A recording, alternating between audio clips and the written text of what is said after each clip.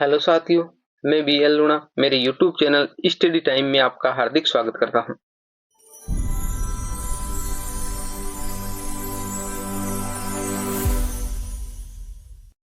हम हिंदी साहित्य का इतिहास पढ़ रहे हैं और उस हिंदी साहित्य के इतिहास में आज हम महावीर प्रसाद द्विवेदी और उसकी जो पत्रिका थी सरस्वती पत्रिका, उस सरस्वती पत्रिका इनको संपादक बनाया गया, तो इनका क्या योगदान रहा, इनके बारे में हम अध्ययन करेंगे।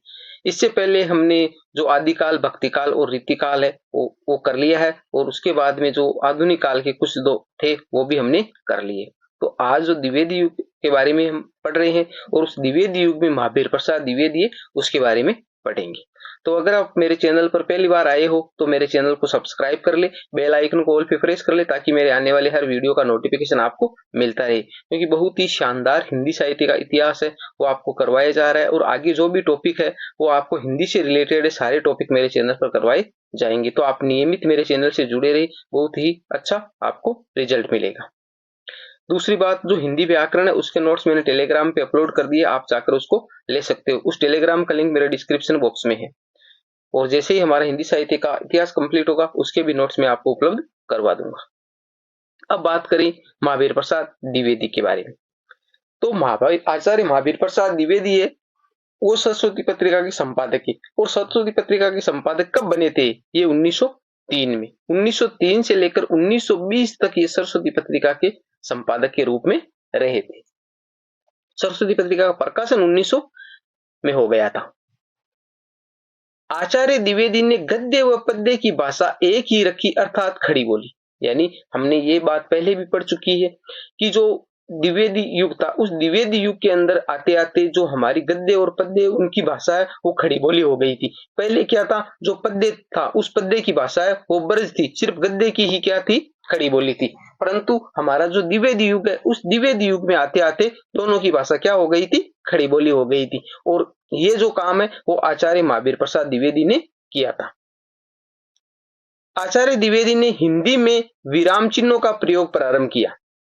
यानी हिंदी में जो भी हम विराम चिन्ह काम में लेते हैं, जैसे पूरा जैसे वाक्य खत्म होता है और यहाँ पर जैसे हमने ये लगाया, ठीक है, कहीं जो अर्ध विराम होता है वहां पर हमने इस प्रकार लगाते हैं, ठीक है, अलग विराम है वो इसे लगाते हैं। तो इस प्रकार के जो ये चिन्ह थे वो चिन्हों का प्रयोग है वो महावीर प्रसाद द्विवेदी ने किया।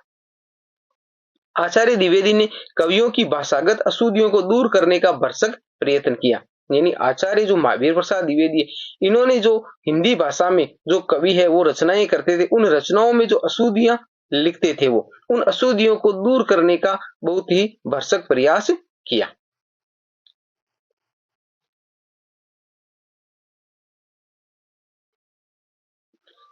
इन्होंने साहित्य के फलक को विस्तृत करके कवियों को चिट्ठी से लेकर हाथी पर्यंत पशु तक कविता करने की प्रेरणा दी। यानी आचार्य महावीर प्रसाद द्विवेदी थे, उस आचार्य महावीर प्रसाद द्विवेदी से पहले जो कवि थे वो एक सीमित मात्रा में ही रचना करते थे, उनके जो टॉपिक यानी जो विषय होते थे वो सीमित ही होते थे।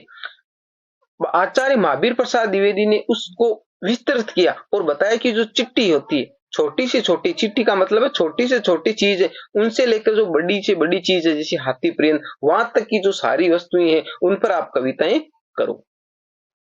आचार्य द्विवेदी ने इतिहास में उपेक्षित पात्र, यानी जिनके बारे में किसी ने नहीं सोचा, उन पर किसी का ध्यान नहीं गया, उनके बारे में भी इन्होंने विचार किया। जैसे उर्मिला, यानी उर्मिला पर कोई भी रचना नहीं हुई थी। यशोधरा, केकई पर साहित्य सर्जन करने की प्रेरणा दी। यानी जो उपेक्षित पात्र है, जिनके प्रति लोगों का घृणा का भाव है, तो उनके प्रति, और जो अलग है जिसको कभी उस पर ध्यान ही नहीं गया, जैसे कैकेयी है उसको घृणा की दृष्टि से देखा जाता है, ठीक है।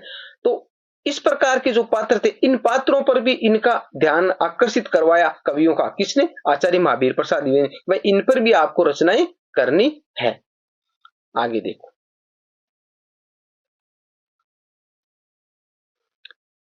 आगे है महावीर प्रसाद द्विवेदी। यानी महावीर प्रसाद द्विवेदी के बारे में जो जन्म मृत्यु है, उनका जो साहित्य, उनके बारे में देख ले। तो जन्म की बात करें तो 1864 ईस्वी में इनका जन्म हुआ था। कहां हुआ था? ग्राम दौलतपुर, जिला रायबरेली, उत्तर प्रदेश, यूपी में हुआ था। मृत्यु की बात करें तो 21 दिसंबर 1938 ईस्वी में बरेली में इनकी मृत्यु हुई थी। इनकी मौलिक और अनुदित रचनाओं की संख्या 80 मानी जाती है।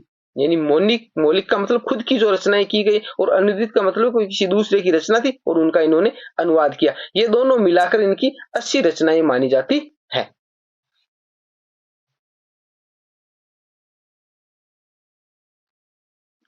बात करें मौलिक रचनाओं की, तो आचार्य महावीर प्रसाद द्विवेदी की जो मौलिक रचना है, वो मौलिक रचना है काव्य मंजूषा, सुमन 1923 ईस्वी, काव्य कुब्ज, कान्य कुब्ज, ये थोड़ा यहाँ इस प्रकार है, कान्य कुब्ज, अबला विलाप, संपत्ति शास्त्र, महिला मोद, कविता कलाप, नागरी तेरी ये दशा। ये तो हो गई इनकी मौलिक रचनाएं, यानी इन्होंने खुद इनकी रचना की थी। अब है अनुदित रचना। अनुदित रचना के अंदर है ऋतु तरंगिनी, गंगा लहरी। आगे देखिए, आगे है, ये प्रारंभ में सरस्वती पत्रिका में भुजंग भूषण भट्टाचार्य के नाम से अपनी रचनाएं छापते थे। ये मोस्ट है, यानी पूछा गया है, भुजंग भूषण भट्टाचार्य नाम किसका था या उपनाम किसका था, तो ये आचार्य महावीर प्रसाद द्विवेदी का था। यानी जब सरस्वती पत्रिका का जो प्रारंभ में ये संपादक बने थे, उससे पहले जैसे ये प्रारंभ में सरस्वती पत्रिका में भुजंग भूषण भट्टाचार्य के नाम से अपनी रचनाएं छापते थे। तो ये बात आपको अच्छे से याद रखनी है। इन्होंने साहित्य को ज्ञान की राशि का संचित कोष का, ये भी मोस्ट लाइन है, एग्जाम में पूछी गई है। यानी साहित्य को ज्ञान की राशि का संचित कोष किस विद्वान ने कहा था, तो आचार्य महावीर प्रसाद द्विवेदी ने कहा था। तो ये लाइन आपको अच्छे से याद होनी चाहिए, ज्ञान की राशि का संचित कोष। हिंदी समालोचना को स्थापित करने का श्रेय इन्हीं को जाता है, यानी हिंदी समालोचना उसको स्थापित करने का श्रेय भी आचार्य महावीर प्रसाद द्विवेदी को जाता है। इनका संपूर्ण साहित्य, इनका जो संपूर्ण साहित्य, जो पूरी अनुदित और जो मौलिक रचनाएं, वो सारे है वो महावीर प्रसाद द्विवेदी रचनावली के नाम से 15 खंडों में, यानी 15 खंड का मतलब हो गया 15 पार्ट, ठीक है, तो उसमें इसको संकलित किया गया। ये भी मोस्ट है, यानी पूछा जाता है जो अलग अलग कवि है उनके बारे में। जैसे महावीर प्रसाद द्विवेदी रचनावली वो 15 खंडों में, तो आपसे पूछा जा सकता है कि महावीर प्रसाद द्विवेदी रचनावली कितने खंडों में, तो ये 15 खंडों में, ठीक है। तो इस प्रकार अलग अलग जो विद्वान है उनकी अलग अलग है, जो मैं आपको एक क्लास लेंगे उसके अंदर सारों की ऐसे बता देंगे कि आपको, जैसे महावीर प्रसाद द्विवेदी की, आचार्य प्रसाद द्विवेदी की, जो भी है जो सारों की, वो एक लिस्ट बना के आपको एक क्लास उसकी कर देंगे। मैथिली शरण गुप्त ने इनके बारे में लिखा, यानी जो मैथिली शरण गुप्त है इन्होंने इनके बारे में क्या लिखा,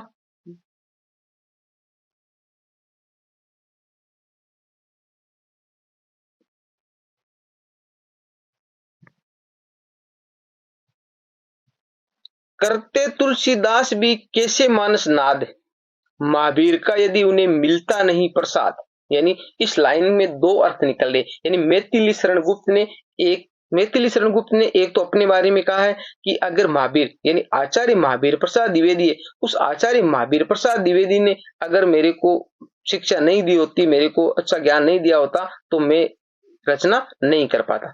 तो यानी करते तुलसीदास भी कैसे मानसनाद, महावीर का यदि उन्हें मिलता नहीं प्रसाद, ठीक है। तो जैसे साकेत की रचना की तो वो इसी के आधार पर किए। और तुलसीदास के बारे में ऐसे कहा है कि जो तुलसीदास ने जो वो रामचरित मानस लिखी है, तो वो भी है महावीर का, मतलब वहां पर हनुमान का लिया कि उन्हें हनुमान का अगर प्रसाद नहीं मिलता तो वो कौन सी जो रामचरित मानस है उसकी रचना नहीं कर पाती। तो ये बात है वो मैथिली शरण गुप्त ने कही है। द्विवेदी के कहने पर कामता प्रसाद गुरु, यानी आचार्य महावीर प्रसाद द्विवेदी ने लिखा है कि कामता प्रसाद गुरु ने हिंदी व्याकरण की रचना की। यानी अगर आप हिंदी के स्टूडेंट हैं तो जो कामता प्रसाद गुरु है, उस कामता प्रसाद गुरु की एक व्याकरण आती है, कामता प्रसाद गुरु की एक व्याकरण आती है। और अगर आपके हिंदी सब्जेक्ट है, यानी अगर आप किसी जैसे एलडीसी की तैयारी, किसी दूसरे की अगर तैयारी कर रहे हो, तो कोई दिक्कत नहीं है, आप किसी भी की एग्जाम वो गाइड लेके आप उनसे तैयारी कर लीजिए। उसके अंदर आपके कुछ टॉपिक जैसे व्याकरण के टॉपिक हो गए, कुछ थोड़े अदर टॉपिक हो गए, ऐसे टॉपिक होते हैं और आप उसको अच्छे से कर पाते हो। परंतु अगर आपकी हिंदी सब्जेक्ट है, जैसे आप टीचर लाइन में जाना चाहते हो, 3rd grade, 2nd grade, 1st grade या कॉलेज लेक्चर, इस प्रकार की तैयारी करते हैं, तो कामता प्रसाद गुरु की जो हिंदी व्याकरण है वो व्याकरण आपके पास में जरूर होनी चाहिए, क्योंकि वो एक ऑथेंटिक बुक है और उसमें आप देखकर वो जो, हालांकि थोड़ी डिफिकल्ट है, वो समझने में थोड़ी दिक्कत करती है। जो दूसरी गाइडें हैं वो थोड़ी सरल लिखी हुई है, परंतु जो शुरुआत की है जो व्याकरण की, जो ऑथेंटिक जो प्रमाणिक बुक है वो कामता प्रसाद गुरु की है। तो आपको वो पास में जरूर होनी चाहिए। जहां भी आपको कहीं दिक्कत आई तो एक बार वो नियम कायदे जो होते हैं हिंदी के वो आपको उसमें से देखने चाहिए। तो आप जरूर हिंदी की जो कामता प्रसाद गुरु की बुक है वो जरूर लेके आए। अब जो मैथिली शरण गुप्त है, ये मैथिली शरण गुप्त थोड़ा लंबा है, ठीक है, तो इसकी क्लास है ये ज्यादा लंबी हो जाएगी, इसलिए हम इस क्लास के अंदर महावीर प्रसाद द्विवेदी यहां तक ही करेंगे। मैथिली शरण गुप्त इसके बारे में हम अगली क्लास में करेंगे। उम्मीद करता हूं ये क्लास आपको अच्छी लगी होगी। अगर अच्छी लगी है तो लाइक शेयर एंड सब्सक्राइब करें। मिलते हैं अगले वीडियो में, तब तक के लिए जय भीम जय भारत।